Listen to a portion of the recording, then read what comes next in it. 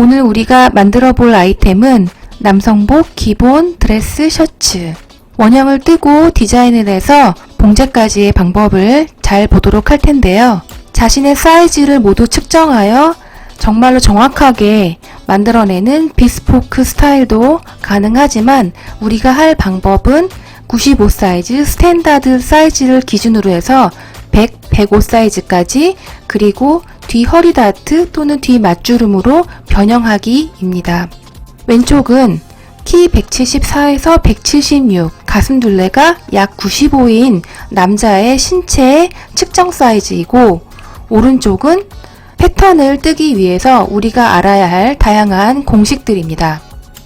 이 공식들은 책마다 조금씩 다르고 패터너 또는 모델리스트의 그런 취향에 따라 약간씩 다르기 때문에 정해진 것은 없다는 것을 먼저 알려드립니다. 종이는 세로로 사용을 하시고 옆하고 위는 5cm 정도를 남기고 시작을 하도록 합니다. 등 길이와 엉덩이 길이를 더한 만큼은 세로 길이, 그리고 가슴 둘레를 반으로 나누고 6을 더한 만큼, 여유분 6을 더한 만큼을 가로 길이로 해서 정확하게 직각자를 사용해서 정사각형이 아닌 직사각형을 만듭니다. 밑에서 엉덩이 길이만큼 올려서 가로로 선을 그어주고 위에서 키를 7.5로 나눈 다음에 여유분 2.5를 더해서 아래로 가로선을 또 하나 그어줍니다. 종이를 세로로 반 접어준 다음에 위아래에 손을 꾹꾹 눌러서 펴고 다시 가운데 줄을 잘 그어줍니다. 종이를 좀 위쪽으로 시선을 옮겨서 아픔과 등품을 재어서 표시하도록 하겠습니다. 일반적으로 아픔보다 등품이 조금 더 여유가 있어야 편하기 때문에 등품에 여유분 주는 양이 보시는 바와 같이 아픔보다는 조금 더 많다고 볼 수 있겠습니다. 각각 가장자리에서 아픔과 등품의 치수를 잘 재어서 그 상태에서 바로 위로 수직으로 올려주시면 되겠습니다. 이제 뒷판에 네크라인부터 그려보기 시작하겠습니다. 1번에서 2번까지의 길이는 뒷목 너비, 2번부터 3번까지는 3cm 이렇게 해서 1번, 2번, 3번에 포인트를 찾습니다. S모드 자를 사용해서 자연스럽게 뒷 네크라인의 반쪽을 그려줍니다. 1번에서 2번까지 5cm 이동, 2번에서 3번까지 1.5cm 직각 내려오면 3번이 되겠는데요. 사진 정도의 길이만큼 그려줍니다. 빨간 점선의 길이는 어깨 너비를 반으로 나눈 건데요. 1번에서 출발해서 이미 그려놓은 파란색 어깨선에 어디까지 가야지 되는지를 찾으면 바로 2번이 되겠습니다. 뒷품 포인트에서 수직으로 올렸던 이미 그렸던 선에서 2분의 1 지점을 찾는 건데 암산하지 마시고 종이를 가로로 접으면 금방 포인트는 찾으실 수 있겠죠. 1번에서 5cm 올린 길이 2번, 그리고 2번에서 0.8cm 옮겨간 3번. 이 3번과 나머지 노란색 점 3개를 곡자, 힙곡자 S모드 자를 이용해서 뒤 암홀을 그려보도록 하겠습니다. 주의할 점은 어깨선과 암홀선의 그 모서리 부분은 직각을 되도록 유지하도록 해주시기 바랍니다. 부드럽게 연결이 되어질 수 있도록 잘 블렌딩해서 그려주시기 바랍니다. B 네크라인, 어깨선, 암홀까지 다 그렸으면 이제 앞으로 넘어와서 1cm 정도 내려와서 1번, 그리고 1번에서 뒷목 너비에서 1.6을 뺀 만큼 2번, 그리고 2번에서 5cm 더 연장해서 가고 그 다음에 1.5cm 아래로 직각으로 내려주는 것이 3번. 뒤에 어깨 너비가 얼마였는지를 한 번 더 자로 체크한 다음에 똑같은 길이로 뒤 어깨 너비를 설정을 해주는데 그것이 바로 4번입니다. 1포인트에서 뒷목 너비에다가 0.1을 더한 만큼 내리면 5, 그리고 2번과 5번의 반, 이렇게 종이를 이렇게 접으면 반 정도 되는 지점을 찾을 수가 있죠. 거기서 1.5cm 수직으로 직각으로 내린 점이 6번입니다. 그래서 2번, 5번, 6번을 자연스럽게 연결해주는 앞 넥라인 반쪽을 그릴 텐데요. 이렇게 S모드 자를 사용해서 반씩 나누어서 그리고 절대 갈매기 모양이나 3자 모양이 되지 않게 두 자를 두 번 사용했다 하더라도 가운데에 블렌딩이 잘 되면서 자연스러운 라운드가 될 수 있도록 잘 그려줍니다. 그 앞품선 그린 수직선을 이제 보시면 되겠는데요. 아래에서 3cm 올리고 그 다음에 0.8cm 오른쪽으로 약간 옮겨간 부분에다가 점 하나 2번 점을 찍어 주시고 그 다음에 수직선 기준으로 해서 또 한 번 3cm 올린 것, 그것이 3번 포인트인데요. 1, 2, 3, 4를 이어보도록 하겠습니다. 어깨점이 직각을 유지할 수 있게끔 잘 그려주시기 바랍니다.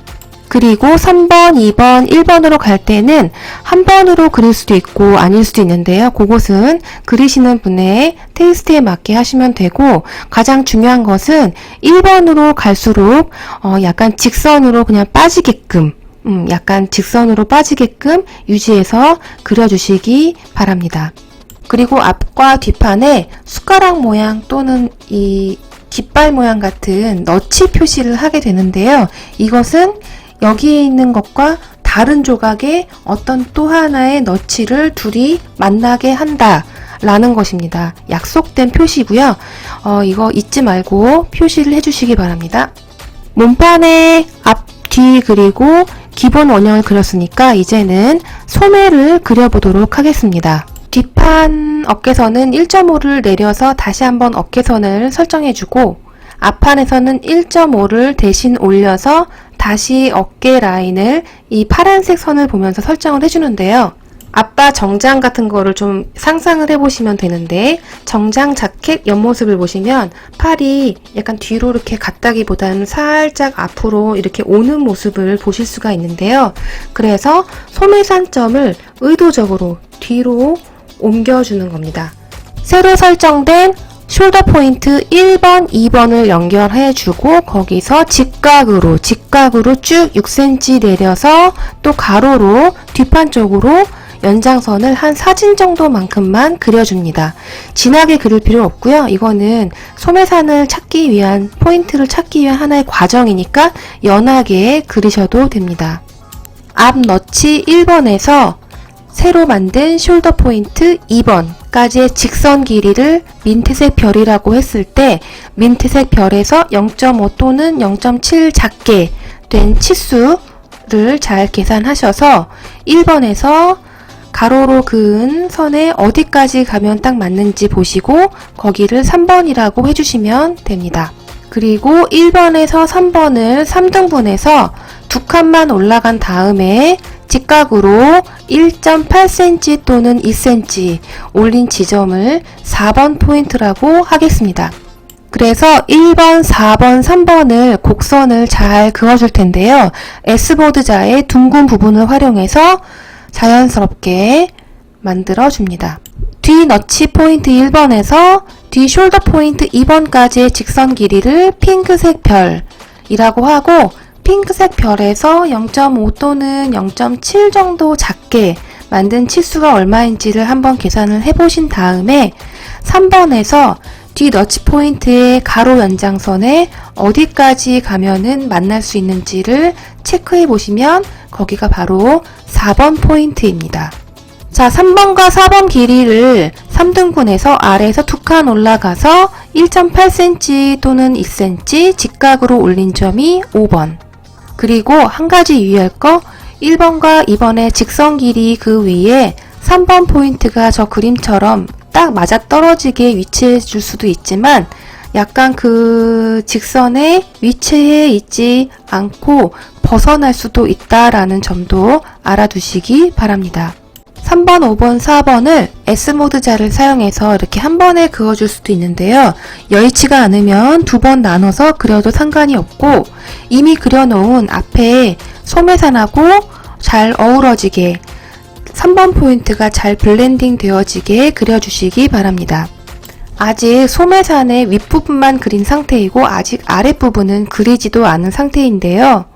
몸판에 있는 점선과 그리고 소매산에 있는 실선의 각각의 민트색 길이, 노란색 길이가 맞거나 조금씩 작거나 하는 것을 한번 재정리하셔야 되는데, 만약에 이것보다 좀 많이 차이가 난다 하실 때는 곡을 조금 완만하게 하거나 곡을 좀 더 주거나 이런 방법으로 조정을 한번 해야 될 시간을 갖도록 하겠습니다.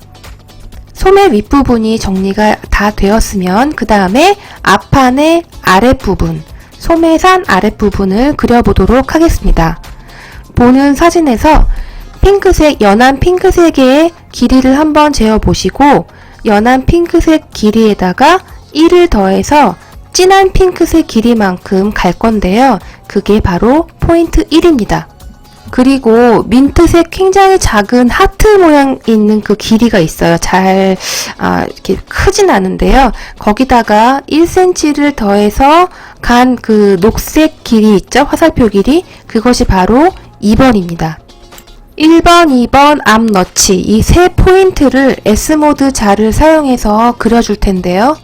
그렇게 1번, 2번 너치 포인트까지 3개의 포인트를 S모드 자로 한 번에 갈 수가 없다면 2번 나누어서 그때 블렌딩은 잘 시켜주시면 별 무리는 없을 것 같습니다. 자, 앞에 소매산은 잘 지금 정리가 되어 있는 상태고 이번엔 뒷판의 소매산 아랫부분. 자, 사진처럼 연한 핑크색 길이를 재신 다음에 0.5cm를 더한 길이를 좀 체크를 하신 다음에 1번 포인트에서 직각으로 그냥 내려온, 수직으로 내려온 그 포인트에서 그만큼 길이를 가면 포인트 2가 됩니다.